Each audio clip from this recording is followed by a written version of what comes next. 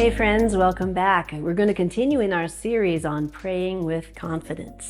And today we have a very brief but very powerful prayer to read out of 2 Thessalonians 3, verse 5. It simply says this: May the Lord direct your hearts to the love of God and to the steadfastness of Christ. Whether you realize it or not, this is a very simple yet powerful thing to pray.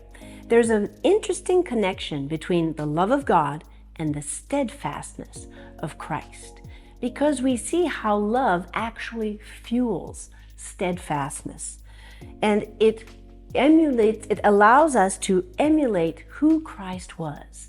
It was through love that Christ himself gave his life for us and was able to persevere and to endure the cross. The Father says to us in his word, 1 John 3:1, see what kind of love the Father has given to us to be called children of God. So we are. So we're going to start to learn how much the love that we receive from God is a source of perseverance and tenacity and determination and resolution. That is summarized in the word steadfastness. Now, you can read other scriptures with the word steadfastness and make some interesting discoveries. I sort of equate it to what the prophet heard from God. Ezekiel says in chapter 3, verse 9, that God told him he had made his forehead harder than flint. This is an illustration of the kind of steadfastness and ability to persevere through the hardest of times. And in his case, he was called to prophesy to the rebellious house of Israel. And so he had to be able to persevere in the face of adversity.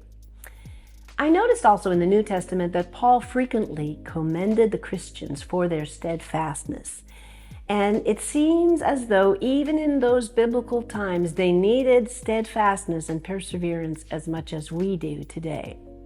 Let me give you some examples, because you'll see how Paul very frequently uses the word love and steadfastness in the very same breath. 1 Thessalonians verses 2 and 3 out of chapter 1, he was thanking God for their work of faith, labor of love, and their steadfastness of hope. Those three things, particularly love and steadfastness, were connected, and he was very proud of them for that ability.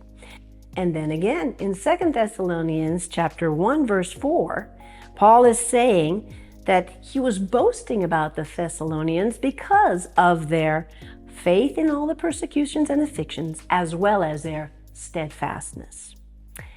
And then further on, 1 Timothy 6:11, Paul says to his young apprentice, flee the things of the world and pursue righteousness, goodness, faith, love, and steadfastness. There's that connection again. The love goes with the steadfastness, which is a real key to understanding how to persevere in any situation. Further on, he says in 2 Timothy, verse 10 and 11 of chapter 3, you followed my example, you followed my conduct in the area of faith and patience, and once again, love and steadfastness. And then finally, he tells his disciple Titus in chapter 2, verse 2, to choose elders who are dignified and self-controlled and also filled with love and steadfastness. So we see that love is one way to produce that kind of steadfastness in our lives. And we also remember that the second way to produce steadfastness is through trials and tribulations. We find that in James chapter 1, verses 3 and 4. So let me summarize by saying this. Without love, steadfastness will always be limited. However, with love, our steadfastness won't run out. It won't be reluctant. It won't be hesitant. Our steadfastness will enable others to grow when they see our example. Without love, our steadfastness is only superficial. However, with love, steadfastness is sincere, it's authentic, our perseverance is genuine, it's deep, and it's unwavering. Without love, our message will be like a sounding brass or a clanging cymbal, according to 1 Corinthians 13:1. But with love, our words will be saturated by the very nature of God, And that will encourage us to persevere, even in the area of winning souls and evangelism. So when you pray for love and steadfastness, you can pray with confidence because you're praying scripturally. Start to develop that habit and believe God together with me to see these things produced in your life.